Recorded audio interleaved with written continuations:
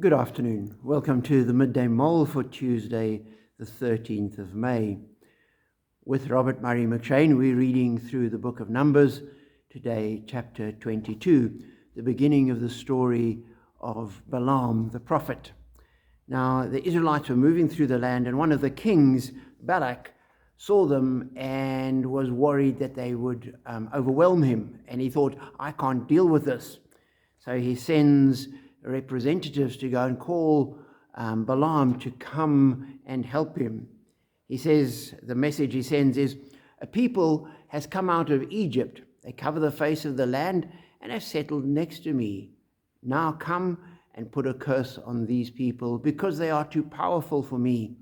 Perhaps then I will be able to defeat them and drive them out of the land. For I know that whoever you bless is blessed, and whoever you curse is cursed. And as I read that, I thought, here's an interesting story of a king calling on a prophet, some godly person, to come and take his side, put a curse on the people.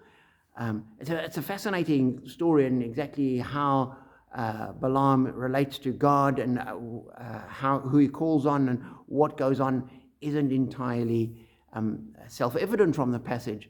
But as I was reading that, I thought, here is somebody facing a desperate situation and now calling for a prophet to come and help him. And it made me think of how many people there aren't that when they're facing problems, suddenly call on God. And the number of people I've had who've said to me, I'm going to write an exam, please pray for me. You think, well, what about the rest of your life? Or I'm going to see the doctor, please pray.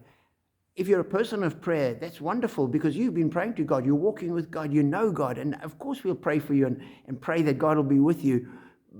But some people seem to use it as a good luck charm, some kind of magic talisman. I've had nothing to do with God for the last 10 years. Now I'm facing this crisis. Now please pray for me.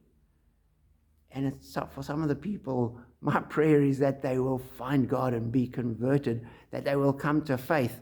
Whether their operation goes well or not, that's in God's hands, and we pray that it does. But if it doesn't, may they find God in the process. When you're writing an exam, when you're going to see the receiver of revenue, there are various things that people ask for prayer for. My prayer is always, discover God. Because once you've got God, the rest is straight and easy. You can cope with anything. God's with you, and you have faith, and you know that God will do that.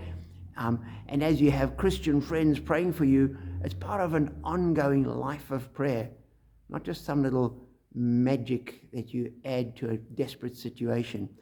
And it really looks like King Balak is looking for magic, not looking for God. He just wants a little flick of the magic wand, and God doesn't work that way.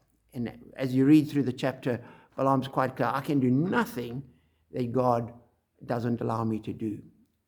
I have no power. The power is essentially God's, and that we need to remember. So pray to God, pray regularly, pray always, because God is there listening, hearing, answering prayer.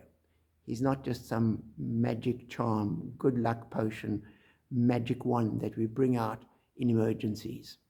Every day is part of our lives. Be blessed.